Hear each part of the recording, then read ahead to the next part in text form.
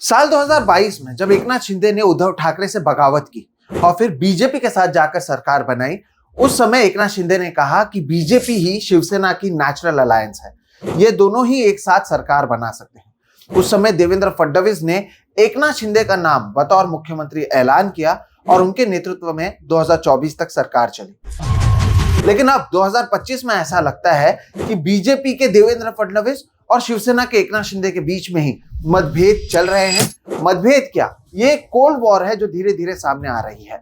और इसका जो लेटेस्ट उदाहरण है दर्शकों, वो है सोमवार को एकनाथ शिंदे की ओर से एक जो मीटिंग कंडक्ट किया गया है वो। दरअसल ये मीटिंग जो एकनाथ शिंदे ने कंडक्ट की वो इंडस्ट्री डिपार्टमेंट की मीटिंग थी और ये मीटिंग देवेंद्र फडणवीस 1 महीने पहले खुद कंडक्ट कर चुके हैं। लेकिन इसके बावजूद एकनाथ शिंदे इस मीटिंग को कंडक्ट कर रहे हैं। क्या इसका यह मतलब समझा जाए कि एकनाथ शिंदे देवेंद्र फडणवीस के लीडरशिप को अब भी स्वीकार नहीं कर रहे हैं? क्या एकनाथ शिंदे अब तक इस टर्म्स पर नहीं आए हैं कि वो महाराष्ट्र के मुख्यमंत्री नहीं है?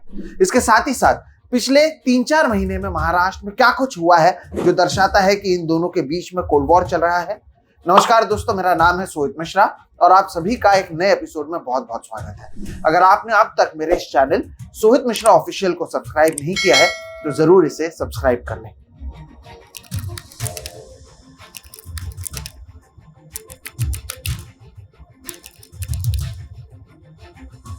तो दर्शकों, जैसे कि मैंने कहा 2022 में एकनाथ शिंदे को मुख्यमंत्री बनाया गया और उस समय देवेंद्र फडणवीस को उप मुख्यमंत्री बनाया गया, यानी वो एकनाथ शिंदे के नेतृत्व में काम कर रहे थे। 2024 विधानसभा के जब चुनाव के नतीजे आए तब ये अब तक के लिए महायुति का सबसे बड़ी जीत के तौर पर इसे देखा गया, क्योंकि 288 में से 230 सीटों पर वो जीते।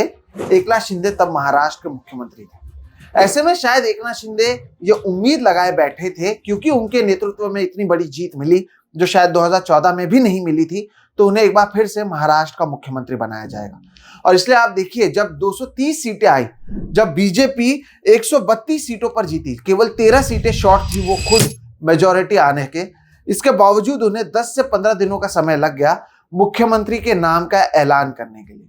इस बीच एकनाथ शिंदे बार बार दिल्ली जाते रहे, दिल्ली से आते रहे, लेकिन फिर यह ऐलान किया गया कि महाराष्ट्र का जो मुख्यमंत्री होगा वो बीजेपी से होगा, क्योंकि बीजेपी ने रिकॉर्ड 132 सीटों पर जीत हासिल की।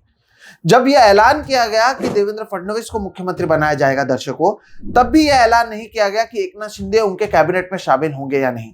वो तो ऐन मौके पर यह ऐलान किया गया कि एकनाथ शिंदे को महाराष्ट्र का उप मुख्यमंत्री बनाया जाएगा और उन्हें ये जो उप मुख्यमंत्री पद है वो एनसीपी के अजित पवार के साथ शेयर करना होगा। एकनाथ शिंदे उप मुख्यमंत्री बनना चाहते थे, मुख्यमंत्री के बजाय उप मुख्यमंत्री बन गए। इसके बावजूद एकनाथ शिंदे को लगा कि वो देवेंद्र फडणवीस से कम नहीं है, वो अपनी ताकत दिखाने की कोशिश कर रहे थे और इसलिए उप मुख्यमंत्री बनने के बाद एकनाथ शिंदे ने मांग की कि जो गृह मंत्रालय है, होम मिनिस्ट्री है, वो उन्हें दी जाए। ये वो मंत्रालय है जो 2014 में जब देवेंद्र फडणवीस मुख्यमंत्री बने थे तब भी उनके पास थी, 2022 में जब वो उप मुख्यमंत्री बने थे तब भी उनके पास थी, और देवेंद्र फडणवीस होम मिनिस्ट्री अपने पास ही रखना चाहते थे क्योंकि एक बहुत ही ताकतवर मंत्रालय है। ये बात शिंदे को पता थी, लेकिन इसके बावजूद एकनाथ शिंदे ने होम मिनिस्ट्री की मांग की। हालांकि उन्हें यह पद नहीं दिया गया, होम मिनिस्ट्री जो है वो देवेंद्र फडणवीस के पास ही रखा गया। तब भी यह माना गया कि चलिए ये ज्यादा बड़ी बात नहीं है, शायद 1-2 चीजों को लेकर मतभेद थे, लेकिन दर्शकों ये सच नहीं है। अब आप केवल सुनते जाइए कि पिछले 2-3 महीने में जब इनकी सरकार बनी है, ये डबल इंजन ट्रिपल इंजन सरकार की बात करते हैं, इतनी बड़ी बहुमत मिली है। बहुमत कैसे मिली इसे लेकर सवाल है, वो एक अलग खबर है, लेकिन क्योंकि इतनी बड़ी बहुमत मिली है फिर भी इन दोनों के बीच में कैसा कोल्ड वॉर चल रहा है वो आप सुनते जाइए। तो देवेंद्र फडणवीस मुख्यमंत्री भी बन गए, होम मिनिस्ट्री भी उनके पास रह गई। एकनाथ शिंदे ने जो मांग की वो उन्हें नहीं मिल पाई। इसके बाद आया मुद्दा गार्डियन मिनिस्टर का।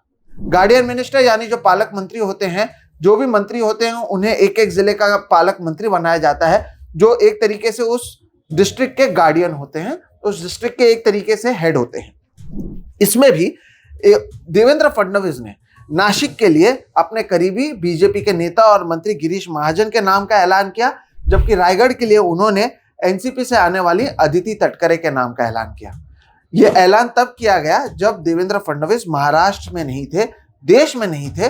उस समय वो स्विट्जरलैंड के डावोस में मौजूद थे, वहां पर वर्ल्ड इकोनॉमिक फोरम में वो मौजूद थे। जब ये इन नामों का ऐलान किया गया, ये नाम एकनाथ शिंदे को नागवार गुजरे, क्योंकि एकनाथ शिंदे चाहते थे कि नासिक में उनके जो करीबी हैं दादा भुसे, उन्हें गार्डियन मिनिस्टर बनाया जाए, जबकि रायगढ़ में भरत गोगावले एक और मंत्री एकनाथ शिंदे के पार्टी से आते हैं, उन्हें मंत्री बनाया जाए, उन्हें गार्डियन मंत्री वहां का बनाया जाए। ये जब नहीं किया गया तब तो एकनाथ शिंदे के कार्यकर्ताओं ने उनके ही सरकार में शामिल अदिति तटकरे के खिलाफ रायगढ़ में प्रदर्शन किए। ये भी बताता है कि इन दोनों के बीच में जो रिश्ते थे वो कैसे खराब हो रहे थे। और जैसे कि मैंने कहा, उस समय देवेंद्र फडणवीस भारत में नहीं थे, स्विट्जरलैंड में थे, तो उन्होंने इन दो जिलों में यानी रायगढ़ और नासिक के जो ये पद थे उस पर होल्ड लगाया, ये कहते हुए कि मैं भारत आता हूं और भारत आने के बाद हम इस पर फैसला लेंगे। देवेंद्र फडणवीस भारत आए, महाराष्ट्र आए, मुंबई आए, उन्हें आए हुए लगभग 1 महीने का समय हो चुका है, लेकिन अब भी ना ही नासिक को लेकर कोई फैसला किया गया, ना ही रायगढ़ को लेकर। यानी एकनाथ शिंदे की बात यहां पर नहीं सुनी गई, केवल इन 2 पदों को होल्ड पर डाल दिया गया। इसके अलावा आप देखेंगे दर्शकों कि देवेंद्र फडणवीस, क्योंकि वो खुद, उनकी पार्टी 132 सीटों पर जीती है, केवल 13 सीटें शॉर्ट है, वो कैसे अपनी ताकत दिखाना चाहते हैं। अगर एकनाथ शिंदे ये नहीं मान रहे हैं कि देवेंद्र फडणवीस ज्यादा ताकतवर हैं, तो देवेंद्र फडणवीस भी कहीं ना कहीं ये साबित करना चाहते हैं कि अब ये राज्य वो चला रहे हैं। ये वो 2022 वाली स्थिति नहीं है जब एकनाथ शिंदे मुख्यमंत्री हैं और उनके नेतृत्व में इनको काम करना पड़ रहा है। और उसका एक उदाहरण आता है देवेंद्र फडणवीस की ओर से एक इन्वेस्टिगेशन, एक जांच की शुरुआत करना। अब ये जांच किसे लेकर है? ये जांच है बसेस के प्रोक्योरमेंट को लेकर, यानी जो बसेस है उन्हें लिया गया था Maharashtra state road transport corporation यानी MSRTC की ओर से। और 2022 में जब एकनाथ शिंदे मुख्यमंत्री बने थे दर्शकों, तब ये MSRTC उनके पास मौजूद थी। यानी देवेंद्र फडणवीस ने जिन मामलों की जांच की बात की है, ये वो मामले हैं जो पहले एकनाथ शिंदे के पास और फिर उनके करीबी रहे भरत गोगावले के पास थी, और उसकी जांच देवेंद्र फडणवीस करवाने की मांग कर रहे हैं। उन्होंने एक इन्वेस्टिगेशन का ऑर्डर दिया है। ये क्या दर्शाता है? ये फिर दर्शाता है कि इन दोनों के बीच में हालात कैसे सही नहीं है। उसके अलावा मैं आपको बताता हूँ, इसी MSRTC को लेकर देवेंद्र फडणवीस ने एक IAS अधिकारी को इसका हेड बनाया, जबकि आमतौर पर होता यह है कि जो ट्रांसपोर्ट मंत्री होता है वो MSRTC का हेड होता है। ट्रांसपोर्ट मंत्री पता है कौन है? उनका नाम है प्रताप सरनाईक। और आप अभी तक ये जज कर ही चुके होंगे, आपको पता ही चल गया होगा, तो एकनाथ शिंदे के शिवसेना से आते हैं। प्रताप सरनाईक तो थाने से आते हैं, एकनाथ शिंदे के करीबी हैं, लेकिन उन्हें MSRTC का हेड नहीं बनाया गया, हेड बनाया गया एक IAS अधिकारी को। फिर ये बात सामने आई कि इन दोनों के बीच में मतभेद हैं और वो खुलकर सामने आ रहे हैं। इसके अलावा देखिए आप क्या कुछ हुआ है। एकनाथ शिंदे ने बुधवार 12 फरवरी को 2 बैठकें थी, 2 मीटिंग्स थी, जो देवेंद्र फडणवीस ने उसको चेयर कर रहे थे। वो दोनों बैठकों से एकनाथ शिंदे ने अपने आप को दूर रखा।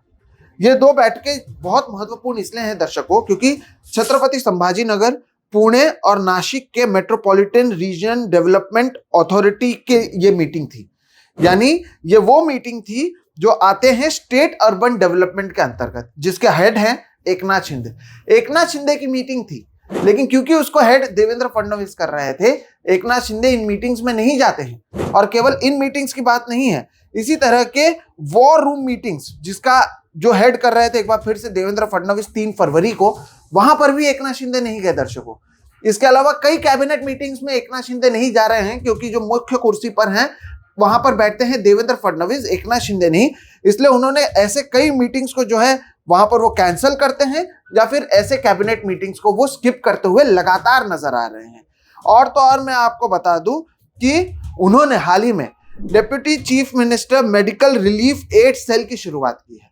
Deputy chief minister medical relief aid cell, ये मंत्रालय में उसकी शुरुआत की है। और ये पता है किस तरह से? ये ठीक उसी तरह से है जैसे होता है CM रिलीफ फंड। ये दोनों का काम एक ही है कि वो पेशेंट्स को मदद प्रोवाइड करें। लेकिन पहले से जब मुख्यमंत्री रिलीफ फंड मौजूद है, इसके बावजूद deputy chief minister medical relief aid cell की शुरुआत एकनाथ शिंदे की ओर से की गई। अब मैं आपको और कुछ उदाहरण देता हूं। 14 फरवरी को एकनाथ शिंदे ने नासिक रीजनल डेवलपमेंट अथॉरिटी के साथ एक बैठक उन्होंने हेल्ड की, उसको हेड किया उन्होंने। यहां पर यह चर्चा की गई कि 2027 में क्योंकि कुंभ मेला नासिक में होने वाला है, तो उसकी तैयारियों को लेकर इस बैठक को एकनाथ शिंदे हेड कर रहे थे। जबकि 2 दिन पहले देवेंद्र फडणवीस ने इन्हीं अधिकारियों के साथ इसी कुंभ मेले के मुद्दे को लेकर एक बैठक को हेल्ड किया। लेकिन 2 दिन के बाद एकनाथ शिंदे फिर से उस बैठक को हेड करने लगे। और तो और 17 फरवरी को यानी सोमवार के दिन एकनाथ शिंदे ने इंडस्ट्रीज डिपार्टमेंट की बैठक को हेड किया, जबकि 1 महीने पहले देवेंद्र फडणवीस ने इस बैठक को पहले ही वो हेड कर चुके हैं, वो इसको हेड कर चुके हैं, अधिकारियों को आदेश दे चुके हैं। लेकिन इसके बावजूद सोमवार को एकनाथ शिंदे ने इस बैठक को फिर से हेड किया, फिर से बैठक बुलाई। यानी यहाँ पर फडणवीस जाते हैं, वहां पर शिंदे नहीं आते, जहां पर शिंदे जाते हैं वहां पर फडणवीस नहीं जाते। जो काम फडणवीस बतौर मुख्यमंत्री पहले ही कर चुके हैं वो शिंदे फिर से करते हैं, वो मीटिंग फिर से शिंदे करते हैं। अब ये भी आपको जानना यहाँ पर जरूरी है कि ये जो इंडस्ट्रीज डिपार्टमेंट है ये आता है उदय सामंत के अंतर्गत, जो आते हैं फिर से एकनाथ शिंदे के गुट से। यहाँ पर तो आप ये भी समझिए कि उदय सामंत ने ये कह दिया कि उनके अधिकारी जब फैसला लेते हैं कोई इंडस्ट्रीज डिपार्टमेंट को लेकर, वो उन्हें ही लूप में नहीं रख रहे हैं, वो सीधा ये फैसला ले रहे हैं। यानी ये क्या दर्शाता है? ये दर्शकों को दर्शाता है कि कैसे इन सब के बीच में सब कुछ ठीक नहीं है। अब मैंने कुछ लोगों से जब बात की और इसके बारे में जानकारी निकाली तो पता चला कि या तो मुख्यमंत्री या फिर उस क्षेत्र का जो अधिकारी या मंत्री है, यानी अगर इंडस्ट्रीज मिनिस्टर है तो इंडस्ट्रियल मिनिस्टर, और या तो मुख्यमंत्री किसी भी फैसले को ले सकता है। कोई भी डिप्टी चीफ मिनिस्टर जिसके पास फाइनेंस डिपार्टमेंट नहीं है, क्योंकि फाइनेंस का पैसा लगता है, जब तक आपके पास फाइनेंस डिपार्टमेंट नहीं है आप किसी भी फैसले को नहीं ले सकते हैं। अब फाइनेंस डिपार्टमेंट है अजित पवार के पास, लेकिन जो बैठकें मुख्यमंत्री करते हैं वही बैठकें एकनाथ शिंदे भी कर रहे हैं। ये क्या दर्शाता है? ये दर्शाता है कि शिंदे अब तक इस बात को नहीं मान रहे हैं या नहीं मानना चाहते हैं कि वो महाराष्ट्र के मुख्यमंत्री नहीं है। शिंदे ये बात को अभी नहीं मानना चाहते हैं कि वो उतने ताकतवर नहीं है जितने ताकतवर 2022 में थे, जब देवेंद्र फडणवीस को उनकी बात सुननी पड़ती थी। अब शायद शिंदे ये बात अब समझ रहे हैं दर्शकों, जो बात शायद उद्धव ठाकरे 2019 में समझ चुके थे कि बीजेपी के साथ जो भी सहयोगी पार्टियां जाती हैं बीजेपी उनको कमजोर करती है। ये बात शायद शिंदे समझ रहे हैं अभी, और इसलिए आप देखेंगे कि एक एक कर हर जगह पर, कहीं पर ये रस्सी खींचते हैं तो कहीं पर वो रस्सी खींचते हैं। अधिकारियों को 2-2 बार एक एक जगह की मीटिंग को जाना पड़ता है और उन्हें नहीं पता कि वो क्या करें। वो किसी के खिलाफ कुछ नहीं बोल रहे हैं और इस सब के बीच में जो महाराष्ट्र का विकास है वो अटका हुआ है। एकनाथ शिंदे को शायद अब भी ये भरोसा है कि वो उतने ही ताकतवर हैं, अगर ज्यादा नहीं, जितने फडणवीस हैं, इसलिए बार बार वो बैठकें कर रहे हैं। और आप देखिए एक पैरेलल गवर्नमेंट चलाने की कोशिश की जा रही है, जबकि ये दोनों साथ में सत्ता में है। अब यहाँ पर एकनाथ शिंदे की मजबूरी ये है, जैसे कि मैंने कहा, कि बीजेपी केवल 13 विधायक कम है अपने दम पर सरकार बनाने में, और उनके साथ में है अजित पवार जो उप मुख्यमंत्री बनकर भी खुश हैं। उन्हें ज्यादा डिमांड भी उन्होंने नहीं की, वो चुपचाप अपना काम कर रहे हैं। और कहीं ना कहीं बीजेपी और अजित पवार के बीच में जो तालमेल है वो सही से नजर आ रहा है। इससे ये भी समझा जा सकता है कि शायद बीजेपी को एकनाथ शिंदे की जरूरत नहीं है और इसलिए एकनाथ शिंदे के कई फैसलों को वो या तो ठुकरा रही है या फिर बीजेपी खुद फैसले ले रही है। इसके साथ ही साथ दर्शकों एक चीज जो हाल ही में बदली है वो ये है कि हाल ही में एकनाथ शिंदे दिल्ली गए थे। हालांकि जब भी वो नाराज हो जाते हैं या तो वो दिल्ली चले जाते हैं या तो फिर वो अपने गांव चले जाते हैं। ये महाराष्ट्र में बहुत लोगों को पता है कि शिंदे नाराज हैं, वो अपने गांव चले गए। शिंदे इस बैठक में नहीं है, वो अपने गांव चले गए। शिंदे इस बैठक में नहीं है, वो थाने में किसी कार्यक्रम में है। शिंदे को कोई परेशानी हो रही है, वो दिल्ली बीजेपी से जाकर मिल रहे हैं। लेकिन इस बार जब वो दिल्ली में गए और फिर आए, उसके बाद से शिंदे कहीं ना कहीं ताकतवर नजर आ रहे हैं। क्या दिल्ली बीजेपी के किसी नेता से उनकी बातचीत हुई जो देवेंद्र फडणवीस को इन चेक रखना चाहते हैं या देवेंद्र फडणवीस को कंट्रोल में रखना चाहते हैं, जिसके वजह से एकनाथ शिंदे को फिर से ये ताकत दी गई कि आप मीटिंग्स भी अटेंड ना करें, जो फडणवीस मीटिंग कर चुके हैं उसे फिर से हेड करें, आप कहीं ना कहीं उनके फैसलों को ठुकराएं। अगर वो कुंभ मेले की बैठक कर रहे हैं तो आप कुंभ मेले की बैठक करें। आखिर दिल्ली में कौन ये लोग हैं जिन्होंने 2022 में नहीं चाहा कि देवेंद्र फडणवीस मुख्यमंत्री बने, उन्हें उप मुख्यमंत्री बनाया गया और फिर अब एक बार फिर से वो एकनाथ शिंदे का समर्थन करते नजर आ रहे हैं देवेंद्र फडणवीस को इन चेक रखने के लिए। इस सब के बीच में आप समझिए, बतौर वोटर, डबल इंजन सरकार, ट्रिपल इंजन सरकार, ये लोग कहते थे राहुल गांधी केजरीवाल से लड़ रहे हैं, जबकि वो दो अलग पार्टियां हैं, एक साथ दिल्ली में लड़ भी नहीं रही थी। ये बात करते हैं कि कैसे राज्यपाल और केजरीवाल के बीच में मतभेद हैं। उद्धव ठाकरे और महाराष्ट्र के राज्यपाल के बीच में मतभेद थे, लेकिन ये तो साथ में चुनाव लड़े हैं, सबसे बड़ी जीत लेकर आए हैं। डबल इंजन ट्रिपल इंजन की बात करते हैं, लेकिन दो प्रमुख नेता महाराष्ट्र के अपनी अपनी ताकत दिखाने के लिए आपस में लड़ते जा रहे हैं, अधिकारियों को बार बार बुला रहे हैं। इस सब के बीच में विकास का क्या? ये कौन से ईज ऑफ डूइंग बिजनेस की बात है जब कोई फैसला एक मंत्री को ना बताते हुए उनके अधिकारी ले रहे हैं, दूसरी तरफ मुख्यमंत्री के बाद वही बैठक उप मुख्यमंत्री कर रहे हैं, लेकिन इस कोल्ड वॉर के बारे में कोई बात नहीं करता। ये बातें सामने नहीं आती। हमेशा इंडिया गठबंधन कैसे कमजोर है ये बताने की कोशिश की जाती है, इसकी उससे नहीं बनती, उसके उससे नहीं बनती, ये बताने की कोशिश की जाती है। लेकिन किस तरह से सबसे बड़ी जीत के मिलने के बावजूद महाराष्ट्र के दो प्रमुख नेता आपस में लड़ रहे हैं, ये जो कोल्ड वॉर चल रहा है इसका जिक्र कहीं नहीं है। दर्शक, इस वीडियो के जरिए हमने आपको वही बताने की बात की। क्या आपको कहीं और पता है कि जो बैठक मुख्यमंत्री लेता है वही उप मुख्यमंत्री लेता है? क्या आपको कहीं और पता है कि मुख्यमंत्री अपने ही उप मुख्यमंत्री जो पहले किसी पक्ष के या किसी ऑर्गेनाइजेशन को हेड कर रहे थे उसके खिलाफ जांच के आदेश देते हैं? क्या आपने कहीं पर देखा है कि पालक मंत्री को लेकर दो पार्टी के कार्यकर्ता आपस में ही भिड़ रहे हैं? लेकिन ये महाराष्ट्र में हो रहा है। क्या इसका असर भविष्य में महाराष्ट्र की राजनीति पर पड़ेगा? क्या एकनाथ शिंदे बीजेपी के लिए एक नए कांटे के तौर पर उभरेंगे? और क्या एकनाथ शिंदे को दिल्ली बीजेपी की ओर से किसी का समर्थन मिल रहा है जिसके वजह से वो खुलकर देवेंद्र फडणवीस के खिलाफ बोल रहे हैं?